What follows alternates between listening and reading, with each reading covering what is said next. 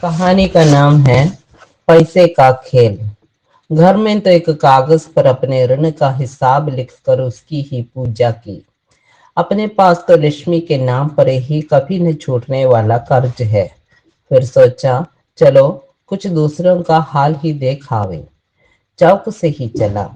दोनों ओर सजी हुई दुकानों की कतारें, जगमग करते लाल हरे बल्ब और बीच में भड़कीली पोशाक पहने हुए सामने से जाती हुई भीड़ पर गर्व दृष्टि डालते हुए बैठे थे दुकानदार। सड़क दर्शकों से भरी थी। इतने सारे लोग अपने घर की दिवाली को तुच्छ समझकर दूसरों की दिवाली देखने निकल पड़े थे। फुहारे के पास विशेष भीड़ थी। एक भारी सुंदर दुकान थी जिसमें एक से एक बढ़िया पोशाक पहने महकते हुए सेठ लोग धन की देवी की पूजा के लिए आयोजन करने में व्यस्त थे। किसी की राह देखी जा रही थी। सहसा एक कार पों पों करती हुई आई और रुकी।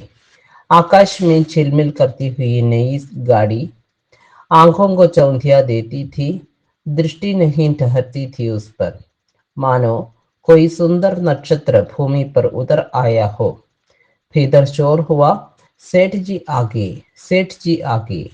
मैंने सोचा होगा कोई पीली पगड़ी बांधे, कान में कंठी पहने, मुंह पर गंदी मूछों की छाड़ी बैठाए मारवाड़ी सेठ। परंतु अरे, वे तो खादीधारी थे। फिर क्या नेदा है? हाँ, वे नेदा भी थे और सेठ भी।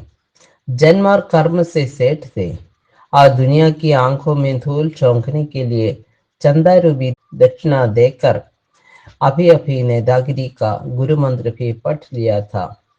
हाँ, तो वे नेदानुमा सेठ भीतर गए और पूजा आरंभ हुई। उस सुंदर चमचमाती हुई कार को देखकर किसका मन पास आने को न होगा। किसी उर्दू कवि की नायिका के समान वह अपनी जगह अड़ी थी, टस से मस नहीं हो रही थी। फिर भी कितनी भली लगती थी। मैं स्वयं कई बार उसे पास से जाकर देखने का लोभ संवरण न कर पाया था। फिर ये तो बेचारे आबट गरीब मजदूर थे। एक पूरा परिवार था। वह माँ बाप, 13-14 साल की लड़की और 9-10 साल का एक बालक कौतूहल से आंखें फाड़े इस विश्वमोहिनी कार को देख रहे थे। बच्चा डरता डरता कार के पास पहुंचा और उल्लास तथा अजरज से भरी आंखों से देखकर उसने अपनी पहली अंगुली मात्र डरते डरते कार पर रख दी और ड्राइवर, जो अभी तक मूंछों पर ताव दे रहा था, अधिकार जताकर चिल्लाया, अबे हट वहां से, क्यों हाथ लगाता है?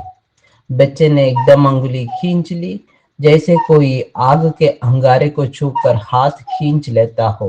फिर इधर लक्ष्मी पूजा हो रही थी।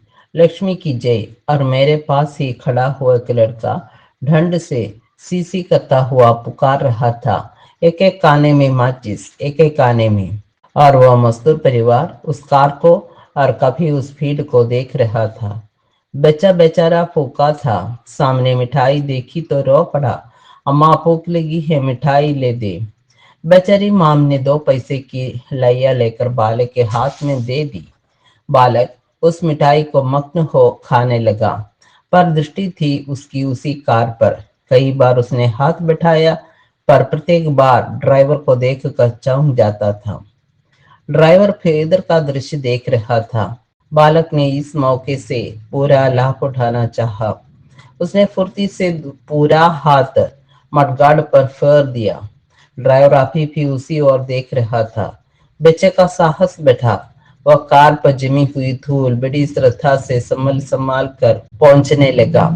धूल रही तो वह कार और भी चमक उठी।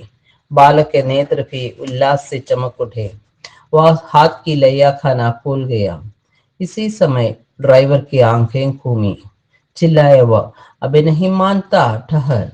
और झपट कर उसने उस बालक का हाथ पकड़कर छटक दिया। बेचारा गिर पड़ा। हाथ की लैया भूमि पर बिखर गई। वह रोने लगा। चोट लगने के कारण नहीं, लैया गिर जाने के कारण। आधी ही तो खा पाया था बेचारा। माम ने उसके आंसू पोंछे और धूल से भरे लैया के कण बीन बीन कर उसे खिलाने लगी। माम बाप में से किसी ने ड्राइवर के इस कार्य का प्रतिवाद नहीं किया। वे तो उस कार को, उसके मालिक को और उसके ड्राइवर सबको अलौकिक मान चुके थे, तभी तो वे उनसे इतने भिन्न थे। इधर बच्चा कुर्ते से आंसू पहुंचता जाता था और धूल में सने हुए लैया के टुकड़े खाता जाता था। फिर इधर स्वादिष्ट प्रसाद बांटा जा रहा था। अदृप्त बालक बोला, माँ, और माँ ने कहा, बेटा अब पैसे नहीं हैं, चलो घर चले। और वह बालक, वह लड़की और उनके माँ बाप उस कार देवी पर अंतिम ललचाई दृष्टि डालकर चल दिए।